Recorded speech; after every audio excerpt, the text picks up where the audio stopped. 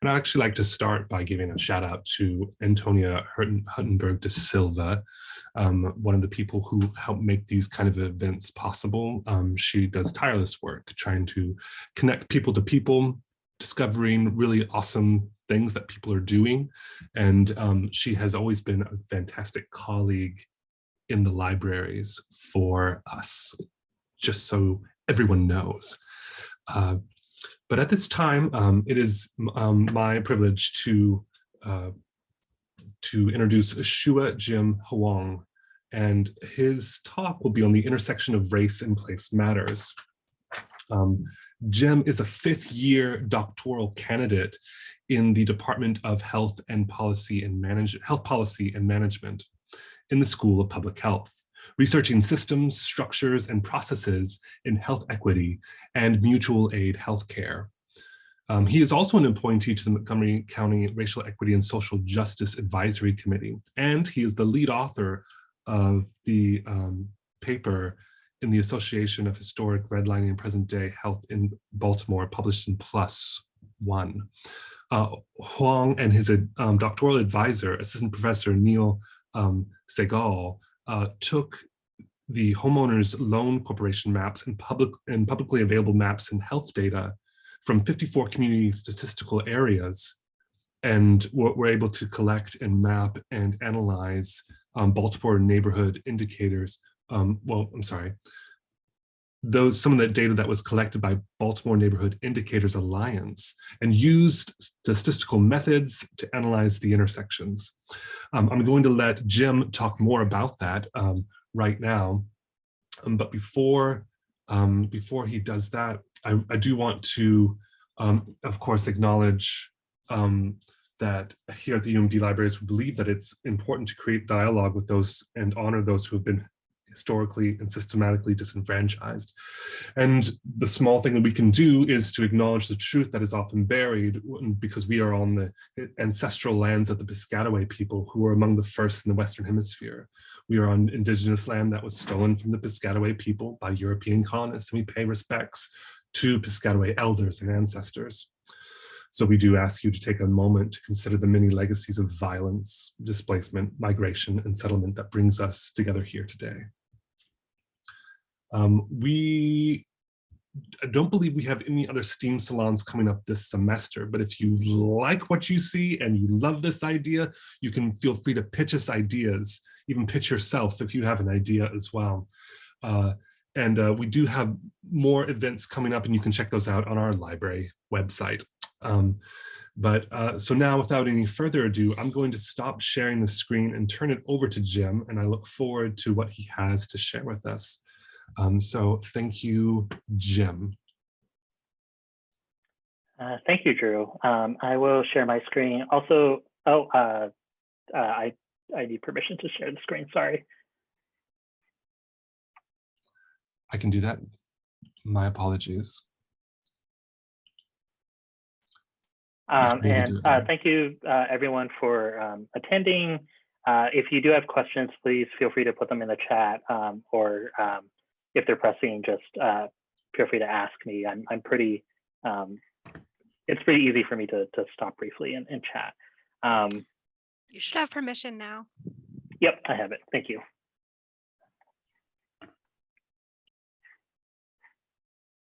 Okay. So again, I'm Jim, and today I'll be talking about the Association of Historic Redlining and Present-Day Health in Baltimore.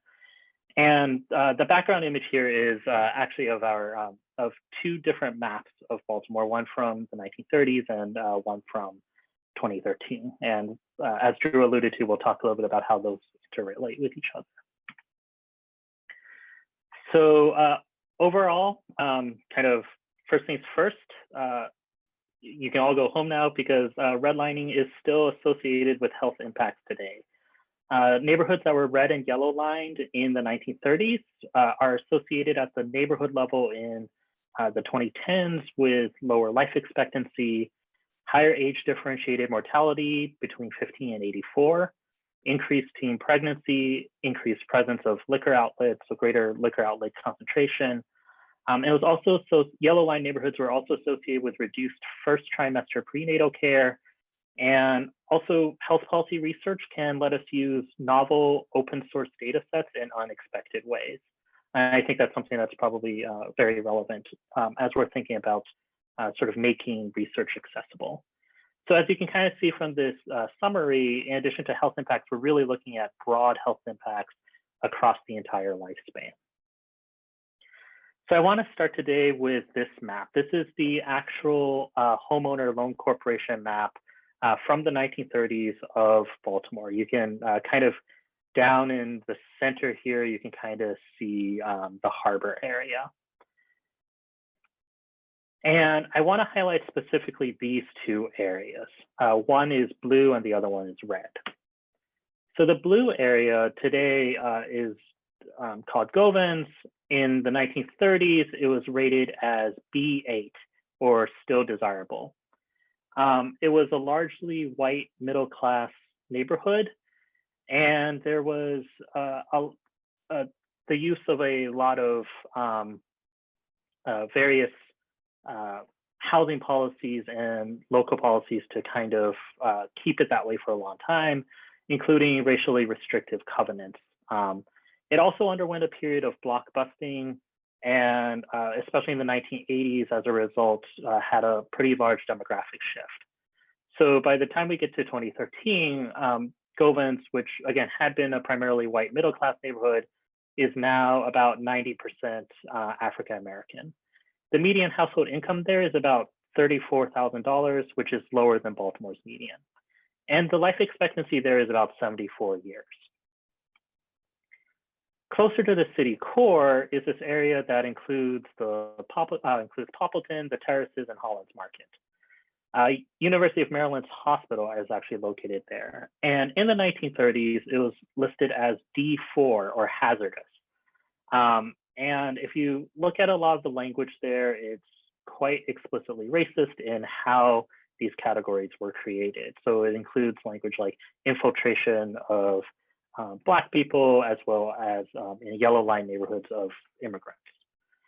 Today, it's, in terms of demographics, not that different from Govans. It is about 80% African American, and median household income is lower than Govans, about $19,000, but both are below Baltimore's median. However, its life expectancy is only 68 years versus about 74 years in Govans. So that's a pretty big gap. So we're going to talk a little bit about why that might be today. So we'll give a little bit of background here. I'll talk a little bit about our study objectives, the methods we use. We'll talk about the results, and then we'll look into both future research implications as well as policy implications. So there's this broader question in sort of health policy in general, which is how does health equity relate to health policy? And kind of the dominant model in health policy, but also in a lot of other social policy. It's usually made implicit, it's very rarely explicitly stated as an assumption, is that social hierarchy categorization, so socially constructed hierarchies such as race, gender, class, disability, etc., they view these as kind of independently determined control variables from whatever the social policy is. And this is true even in a lot of the core health equity literature, right? So there's a lot of literature out there talking about kind of the relationship between power and health outcomes and between kind of your social positioning and health outcomes. But these are very much kind of posit themselves as agnostic towards the origins of these social hierarchies. And so kind of as a result, what ends up happening is health equity and health disparities become supplemental material to our courses and research. And it also allows critiques of the implicit dominant model from like critical race theory, for example, to often be siloed away from what sort of the better funded mainline health policy research is. Now, there are definitely exceptions to this. So for example, public health critical race methodology is one of these papers that has kind of broken into more of the health policy mainstream. But it's more of like a exception that proves the rule. And so my co-author and mine and many people in our field, as well as in several in our department, our argument is that understanding social hierarchies, role, and health disparities is actually fundamental to understanding the policy and the shape of health outcomes. And this has been especially true during the COVID-19 pandemic, right? Where you can't actually understand the geography of the COVID-19 pandemic. You can't really understand how it is distributed across the United States without understanding both health disparities and social hierarchies. So as part of the New Deal in the 1930s, one of the programs was the Homeowners Loan Corporation. And they drew up these mortgage security maps, which are supposed to inform the lending process to talk about the sort of varying riskiness of various investments in real estate. And they categorize these areas into 4 grades, 2 of which you saw earlier: green, or A, the best; blue, B, or still desirable; yellow, C, or definitely declining; and red, D, or hazardous. And as we alluded to earlier, and you can look at the actual documents, the grade assignments are explicitly race-based and racist. And the red areas gave rise to the term redlining, because these were areas that oftentimes no banks would lend to sort of throughout the 20th and much of the 21st century. So why should we focus at all on a nearly century-old policy? Why does something in the 1930s potentially even matter for now? And what we find sort of throughout studies of urbanization and demographics is that there's something called path dependence. So a lot of things have happened in the intervening years, but sort of initial conditions set different locales on different trajectories. And you can see this in this 2016 paper about the Roman Empire collapse and how it collapsed differently in different places. And actually has 1,500-year-long impacts on sort of urban space efficiency. So these are kind of cumulative path-dependent effects. And something can have a 1,500-year-long impact. It very likely also has a 100-year-long impact. And then the other reason is because redlining isn't just a century-old policy, right? These are, because of path dependence and because of cumulative effects, these are continuing policies that set out on different trajectories and kept getting multiplied and increased throughout the 20th and 21st centuries. And so it's extremely germane around current policy debates for reparations, for policing, for the existence of policing. And this was kind of made really public and mainstream by the 2014 Coates article about a case for reparations. And that very much made clear that redlining is like a recent and ongoing harm. So some of the biggest redlining cases were settled back only in the 90s. And actually there are still currently a few redlining cases making their way through the courts. Redlining also enabled a lot of other policies that had pretty racist impacts. So we can focus on kind of just redlining's lagged impacts. So there's this paper from 2017. It's a primarily economics paper looking at housing values. And what they found is that the border between redline graded areas back in the 1930s is still associated today with increased residential segregation, as well as reductions in home ownership, home value, and credit scores. They also found evidence of a yellow lining phenomenon. So in the past, oftentimes, sort of redline neighborhoods were, in the literature, people kind of examined just redline neighborhoods. And what they found was that yellow line neighborhoods also faced many similar disinvestments over the years. And then we've known for a very long time, actually since the beginning of redlining, but particularly in the literature since the 1980s, that redlining has long been associated with negative social and economic well-being for Black residents. Housing in general and neighborhood quality, which are both sort of consequences of redlining, these are social determinants of health, and they have outsized impacts on health, a lot more than, for example, something like medical care in many instances. And the way that this operates potentially is through different exposures to environmental and social hazards that compound over the lifetime. So for example, in housing and neighborhoods, you might have environmental hazards at home if your house is in was built in a red line neighborhood that was underinvested in. Maybe you have more lead paint, or maybe the pipes running to your home are more likely to have lead pipes. And then there's also just a matter of kind of the quality of your basic shelter. In addition to that, kind of on top of that, there's the tax base, which in neighborhoods that have been redlined is going to be it's going to be a lower tax base, and that has implications on schools and thus generational mobility and wealth, on environmental hazard mitigations, on the transportation network and nodes in your area, on the amount of economic investment that comes to your neighborhood, on the amount of green space that's essential for things like, physical activity, as well as the access and supply of health infrastructure in your area. Compounded on top of that, there are also wealth effects, intergenerational effects of home ownership, and also of housing prices, as well as the ability or inability to use your home as part of your financial risk management. And additionally, wealth, of course, leads to political power and collateral for further lending. And then finally, there are issues of concentration and dispersal of your neighborhood. So redlining might lead, and we'll discuss this a little bit at the end, to gentrification, for example, but also areas that were redlined are often exposed to higher policing and higher community violence. So both state violence and community violence. And this is something that has been in the literature for a very long time, even when it's not directly tied to redlining, is looking primarily at housing quality and neighborhood quality.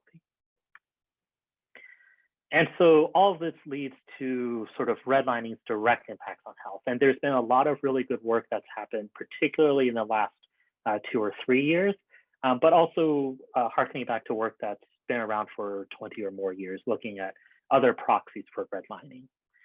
So for example, in Baltimore, which is the city we're looking at today, there are associations found with low birth weight. In Milwaukee, it was associated with both lending discrimination and worse physical and mental health.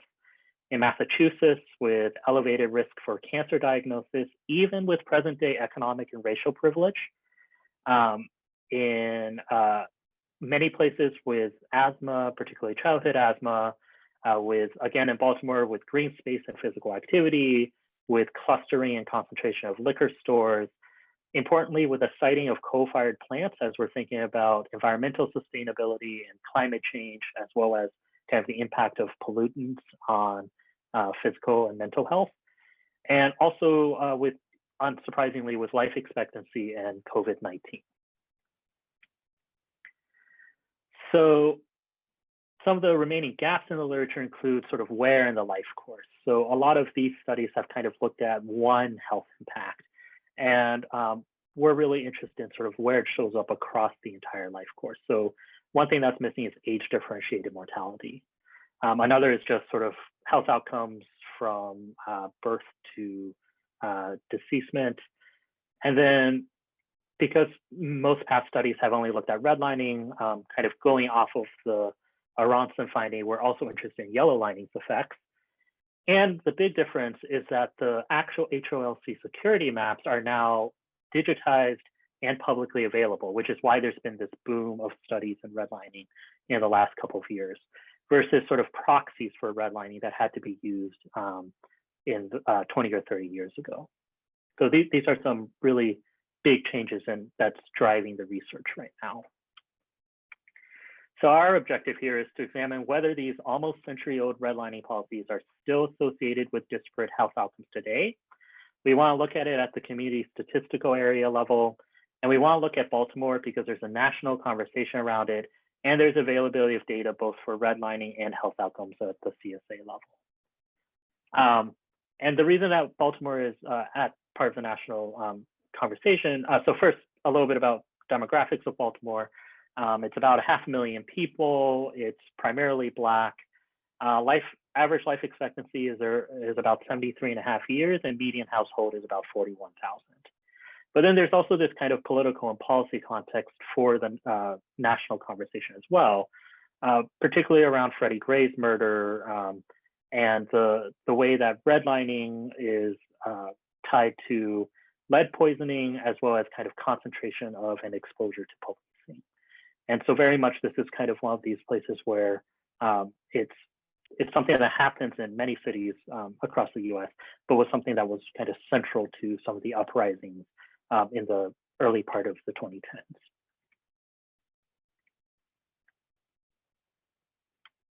So for our analysis strategy, we'll be regressing neighborhood health factors on redlining areas, on these HOLC categories, green through red. Our unit of analysis is the neighborhood, which are defined by Baltimore government using underlying collections of underlying census tracts that are supposed to reflect true underlying neighborhoods, more or less broadly. And these are given the designation of community statistical areas. Our independent variables, so the variable that we're comparing against, is the assigned HOLC category, the assigned, whether it's blue, green, yellow, or red. And our reference category, the category that we're comparing against, is the combined of blue and green, which are the A and B categories. And the reason we combine them is because there aren't actually very many green neighborhoods. And so this sort of helps us with some sample size issues. And then we definitely do want to look at yellow and red line neighborhoods separately.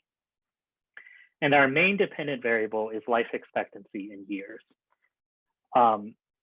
So to control for things, so to kind of adjust for other potential explanations, we're controlling for the percentage African American in the neighborhood. And we're also controlling for median household income. And this isn't to suggest that percent Black or the median household income are somehow separated from redlining, right? Clearly from the literature, clearly from everything we kind of know about this process, they're part and parcel with each other.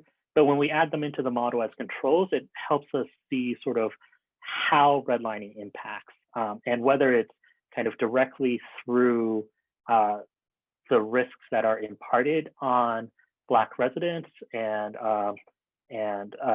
low-income residents, or whether it's through factors such as housing quality or other potential factors.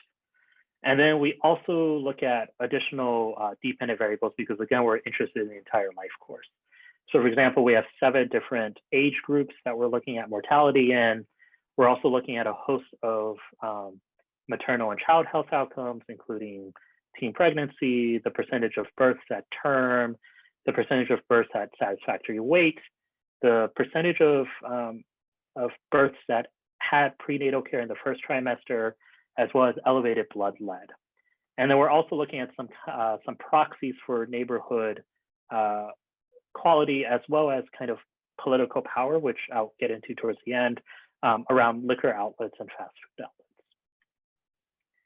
So our data sources are really interesting. So the Mapping Inequality Project, which is a project based primarily in the University of Richmond, but also includes elements here at UMaryland, they scanned all of the HOLC security maps from the 1930s and created digitized copies so that you don't actually have to kind of hand trace these areas now. You can actually use various statistical and mapping software to do this process automatically, which really enables a lot of research in a timely manner. So what we're looking at for Baltimore is their HOLC security map, which is from 1935. So on the left, you can see the map, and on the right, it's the map converted into what's called a shapefile.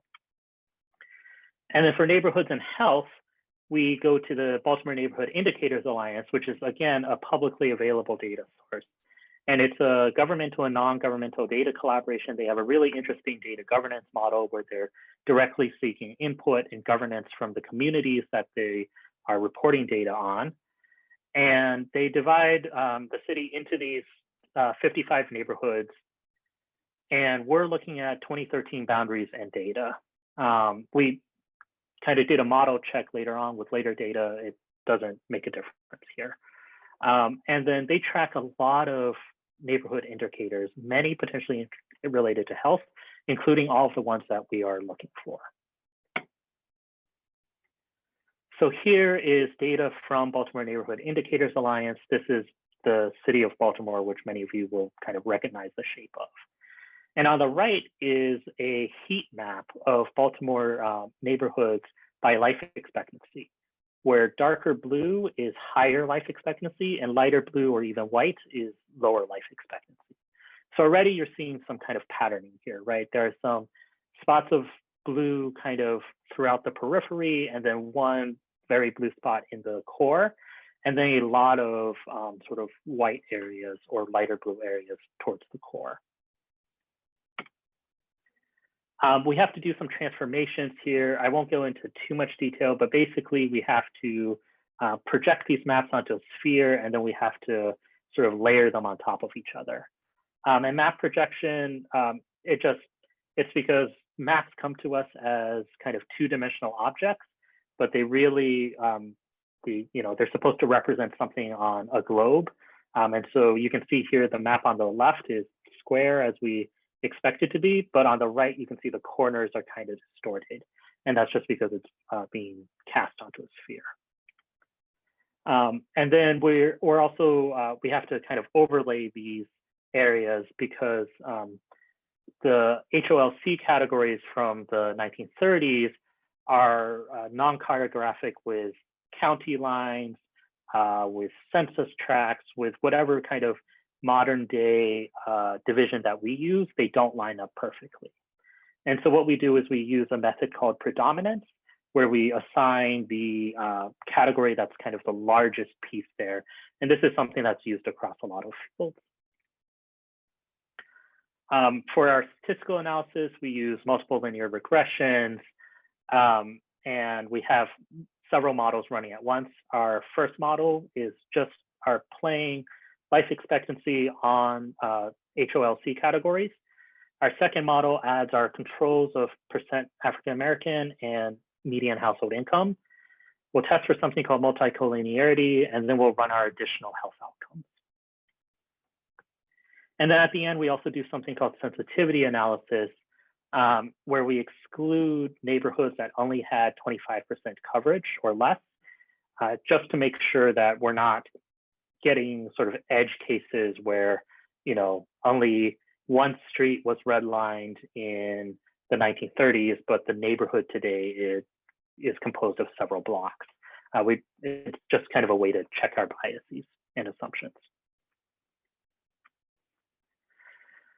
So for our results, for our mapping sample, we end up with 54 areas of analysis based off of the neighborhoods. One area dropped off because there were no redline neighborhoods, no areas assigned to HLC grade back in the 1930s. And you can kind of see from this map what kind of that basic overlay looks like, right? The redlining map laid against a modern map of Baltimore. In terms of kind of overall statistics here, I just want to point you to each column. Life expectancy, so the range here is actually really broad, and that by itself is something that should clue us in that something is drastically inequitable about life in Baltimore and certainly in America, right? Which is that the low life expectancy is 66 years and the high is 85 years, a difference of almost 20 years. And then you can see that red line neighborhoods are right about that mean. Yellow line neighborhoods are a little below it, and blue and green line neighborhoods are quite a bit above it. You see similar patterns for median household income, and then also similar patterns for percent African American. And one thing to note, and we'll talk about gentrification towards the end, is that red line neighborhoods, which started off being primarily Black neighborhoods, have now not become not primarily Black neighborhoods.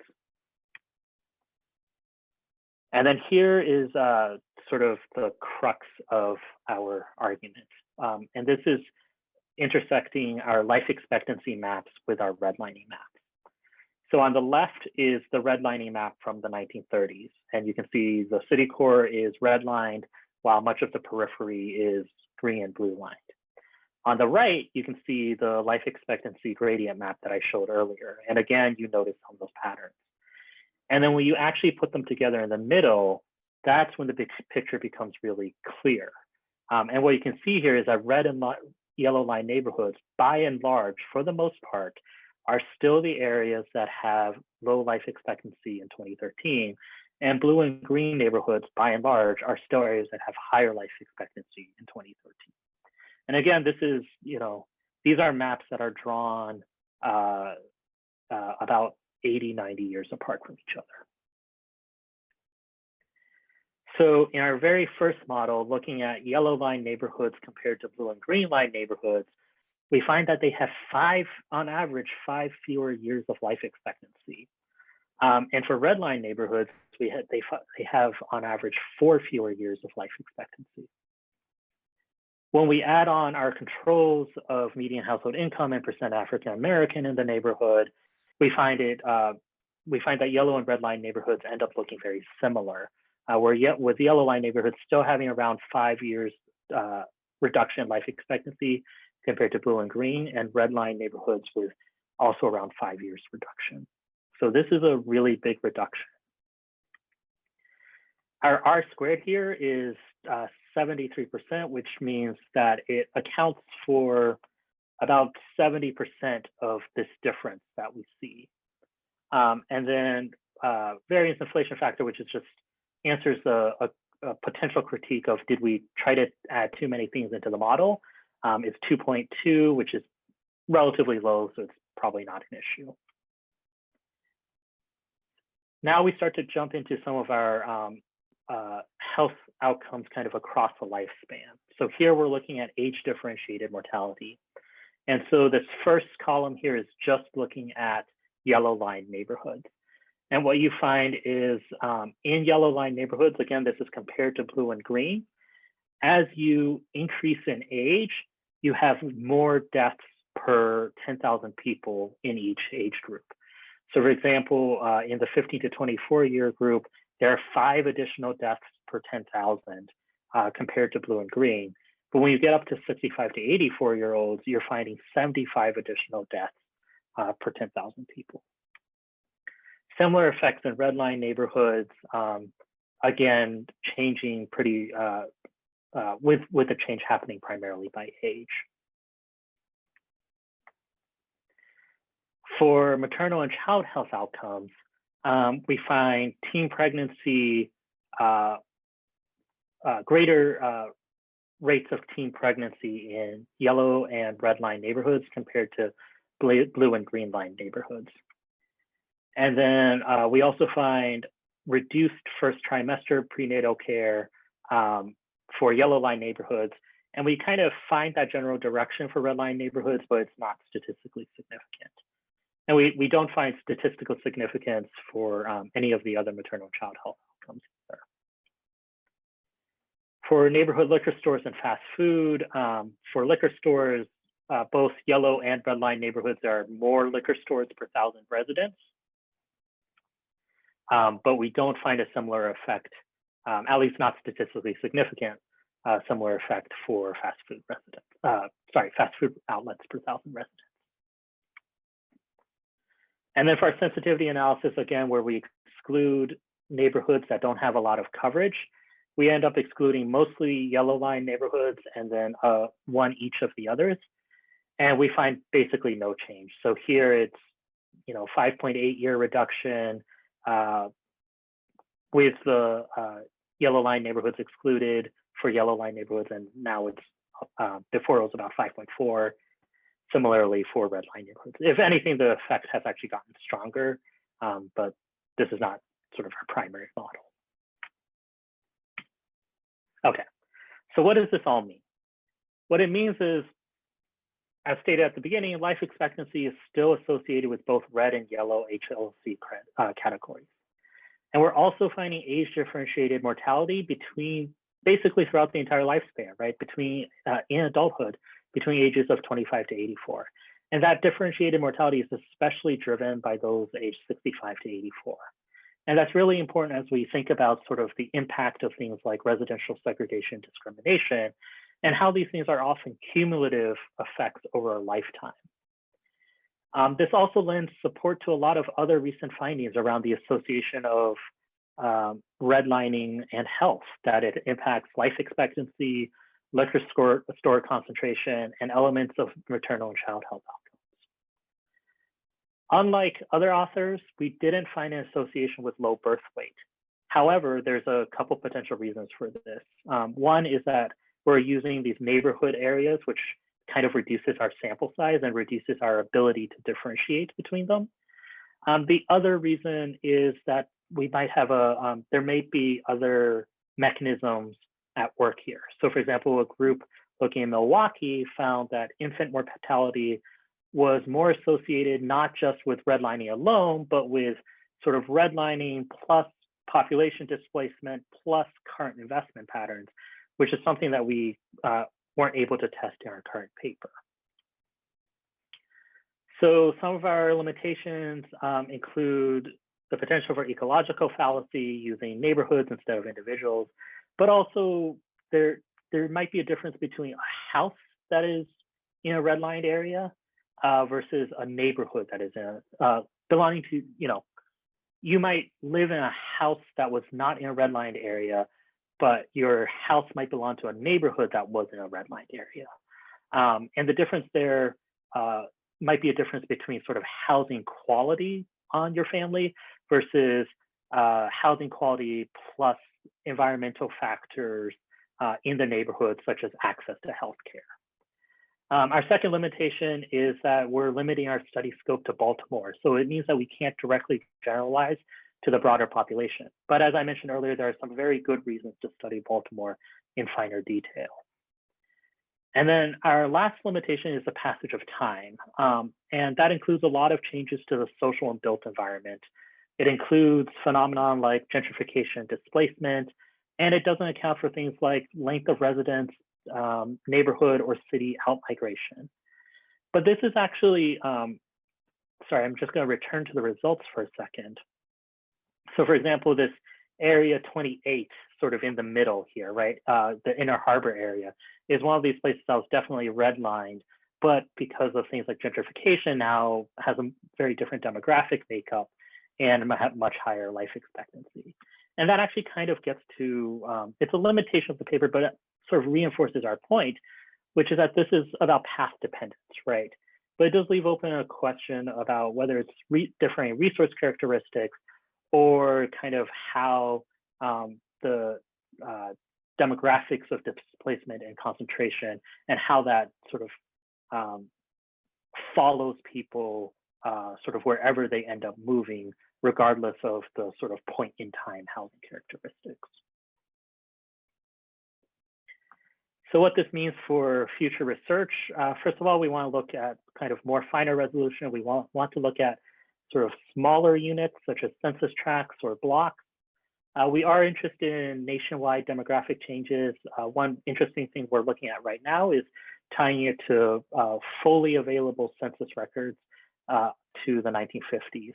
So this isn't just sort of census statistics, but actual sort of individualized, where did people live at the time? We're also interested in including measures of gentrification and displacement from some really interesting work coming out of U Minnesota's law school. We're also interested in the etiology and pathways of various hazards, such as environmental hazards, exposure to police and other state violence, healthcare access, EMS wait times, as well as general mobility. And we're also interested in kind of geocoded social data, such as expressions of racism that are concentrated in an area. For broader policy implications, the big one is that oppressive policy can have really long-lasting, path-dependent, and disparate health impacts. And what that means today is that we're debating a host of various policy at all times, right? And so what are the potential centuries-long future impacts of our oppressive policies today? What are the impacts of our housing policy, of our immigration policy, of our policing policies? Another one is that the policy process matters. So one thing that's not sort of analyzed by our paper, but is part of the background, is that contemporary Black-led organizations and activists in the 1930s actively opposed redlining. And they opposed redlining for many of the reasons that we have now confirmed over a century of study to have been true all along. And so we really do have to think about, our currently marginalized populations, do they get control over policy goals, over implementation, over the policy process itself? And then the last one is that structural and historical anchors, such as redlining, this accounts for about 70% of the variation in life expectancy, right? This is a huge anchor on people's well-being throughout their life course. These need to be addressed by every health intervention. It's not good enough to say, this is a health intervention where we won't look at disparities because we'll address disparities later. Every health intervention has to think about the role and the geography of health disparity. And it means that we really should be thinking about structural interventions that target power hierarchies. They shouldn't be third rails in politics. They should be a part of our policy frameworks. And this includes policies that, thankfully in recent years have gotten more play, such as reparations. For Baltimore itself, this of course has policy implications for efforts around anti-displacement and anti-gentrification, as well as for affordable housing. And that's something that also holds true across the country. Again, this is, information that we as scientists and researchers can kind of produce in academic context, but it really is just providing confirmation and backup to things that residents and community groups have known about and have been petitioning their city government about for decades. This, of course, also has strong implications for how the city core is redeveloped, whether it follows similar development and planning processes as, for example, Inner Harbor. And it also gets at the responsibility of healthcare organizations driving much of that redevelopment in the city core, which includes, of course, UMaryland's own hospital. And that's particularly important when kind of contrasted with sort of the Maryland hospital community benefit that every hospital in Maryland is supposed to be operating under. There are also a lot of implications for the creation of new police forces, for example, at Hopkins, as well as the distribution of police patrols, police funding levels, and whether or not we even give police jurisdiction or authorization, as well as implications, of course, for local forms of reparation. So in conclusion, redlining is associated still with health outcomes today, at least in Baltimore. That's even true, even though this happened nearly a century ago. And then more broadly, understanding the policy process, the impact, and the shape and the etiologies of epidemics, endemics, and pandemics really requires us to deeply explore intersecting power hierarchies between race, class, gender, and oppression. Race and place really do matter here. And we don't have to necessarily do big, expensive experiments to do this.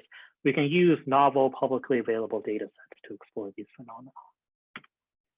I just want to acknowledge my co-author, Dr. Sehgal, as well as many in my department who have provided valuable feedback, as well as the Mapping Inequality Project for providing public open access under Creative Commons license to HOLC maps, and the Baltimore Neighborhood Indicators Alliance for providing public access to neighborhood indicators.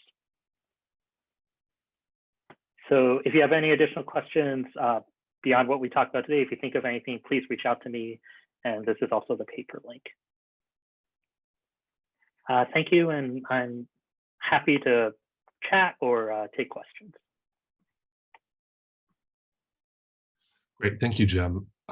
Thank you also for this really important work. Of course, like I had heard about redlining, I'd actually seen some of the maps and be able to work on QGIS in grad school on some of these. And as people are thinking about questions to ask Jim, I'm going to ask him a couple right off the bat.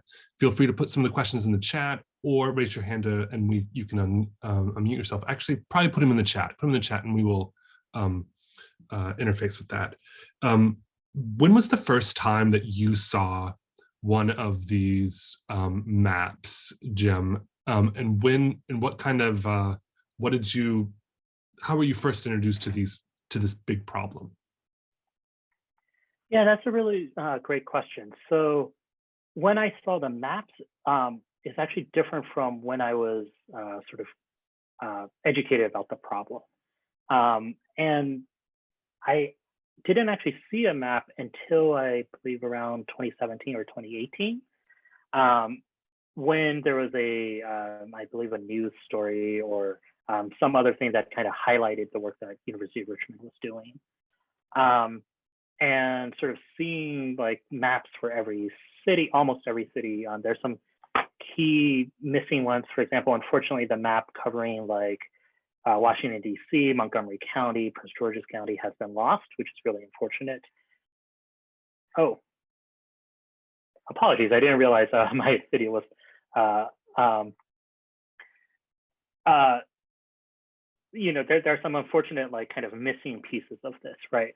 But they're kind of seeing that map really, it made me realize that a lot of the things, so for example, if you have any sense of what Baltimore looks like or what most major cities look like, you already have a sense of kind of what areas likely have lower life expectancy or higher life expectancy, kind of larger sort of areas of governmental neglect versus sort of a lot of resources provided by the local government, right? And what was really interesting was that the redlining map immediately looks like those maps, right? And that's really what kind of kicked off this particular project. Was you don't have to do the kind of fancy statistics that we're doing to just look at the maps side by side or like transparently laid on top of each other to go, oh, I think there's probably something going on here. And that shouldn't be that much of a surprise because, again, this is something that residents have been talking about for nearly a century, right? In terms of where I first learned about redlining, I think it was probably in a course on like urban planning and development, probably from when I was in my undergraduate. But sort of knowing about redlining as a like discrete concept versus seeing the map really provides two different ways of interacting with the historical reality. Well said. Seeing that map, and I'm so glad that you were able to show us Baltimore's map. It really is powerful and a strange visualization of all the disparities that you talked about.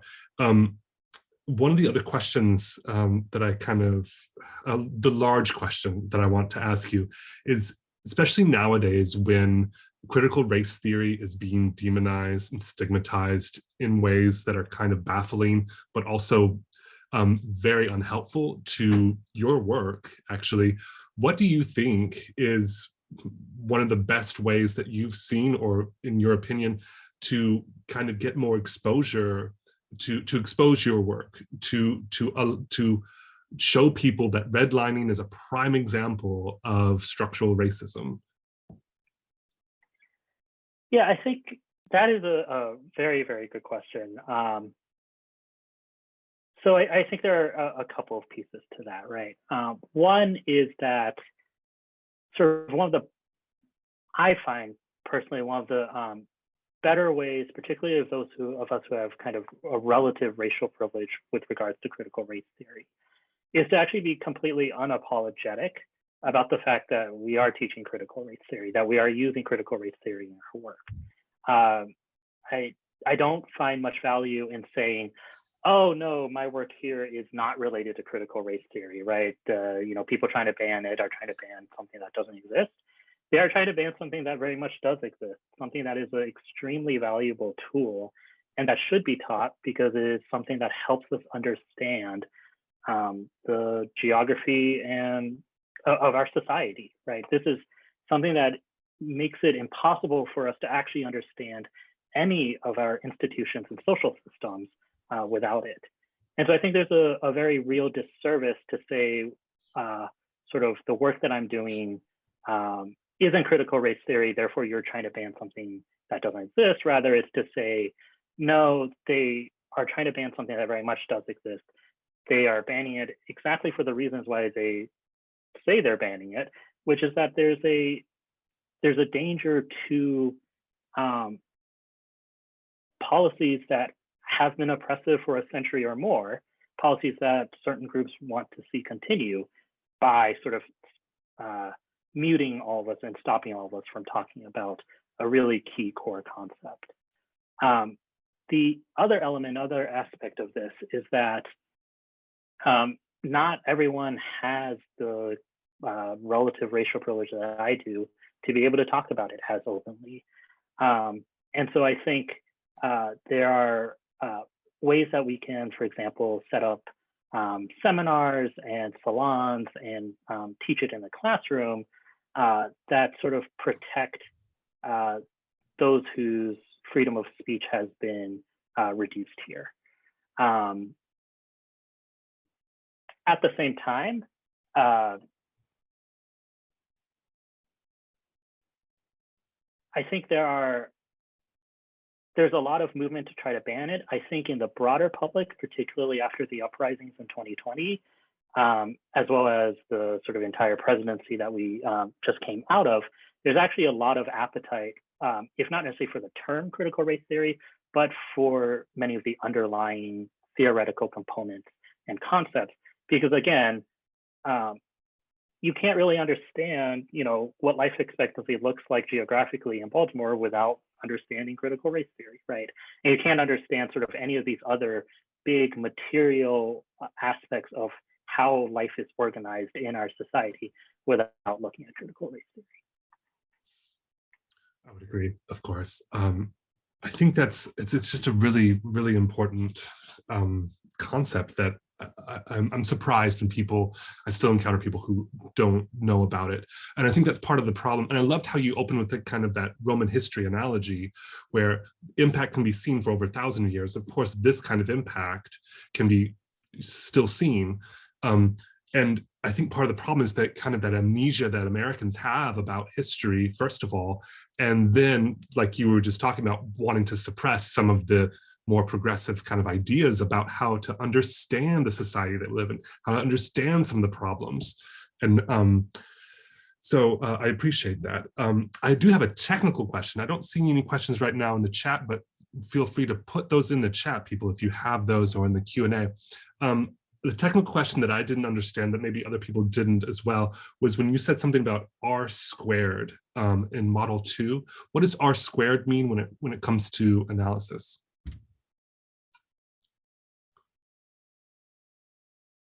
Thank you for returning to that. The slide had like model 2 at the top of it. Yeah. Oh no, I think I can't hear you right now. I think, was it? Okay, how's this? Great. I was muted. All right. Yeah, so apologies for that. So yeah, R squared is just sort of our way of saying how much of this phenomenon that we're exploring is actually explained by our model.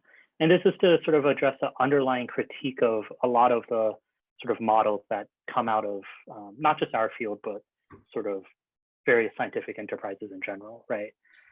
So for example, if the R squared here were 10%, what that would mean is that only about 10% of, okay. So to do that, I actually have to back up one more step. So here you're seeing a difference in life expectancies, right? So, you have yellow line neighborhoods here at the bottom with around 70 years, and green line neighborhoods at the top with about 78 years. And so if you had a really low R squared, if you had R squared of like 10% or something, that would mean that redlining only accounts for a tiny, tiny bit of why that difference exists, which means that there's a lot of other unexplored factors out there that are likely impacting the model that I don't even know that I don't know. On the other hand, R squared, like, ideally you get an R-squared of 100%, right? Which means everything is perfectly explained by your model. That very rarely happens. And R-squared of above 70% is pretty decent. It means that about 70% of this difference, of this about 8-year difference, is accounted for by our model. Does that answer the question? Yes, thank you. I'm the performing arts librarian, and so sometimes the science and math terminology escapes me, but that did help explain that. Okay.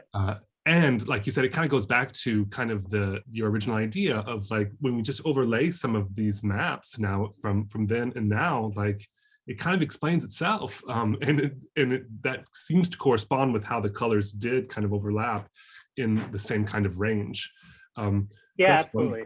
Yeah. I might just cut in there quickly. Like, I think one thing that's often a barrier to public consumption and also public doing of science, social science, those sorts of fields is a barrier kind of posed by formalized methods, right? Which is really important for kind of confirming the things that we find, for pushing back on certain types of critique, but is not necessarily the end all and be all. It's a way for us to sort of check our biases and assumptions, but is like the actual interesting science part is not the statistics, right? It is the fact that we can line up these two maps and see, oh, something from a century ago looks like it's still relevant today. Exactly. And that's why we appreciate you sharing your relevant work with us today. Thank you so much, Jim. We wish you the best in your studies. And thank you so much for taking time to share this important work with us today. For those of you out there, do check our library website for more information about events coming up. And thank you so much, Jim, again, for sharing your research. We really, really appreciate it. And we wish you all the best. Thank you, Drew. Thank you to everyone in the audience. And thanks to Antonia and everyone on the team for facilitating this. Yeah, special thanks to Have a good day, everybody. Thanks again. Bye. Bye. Do you want me to stick on?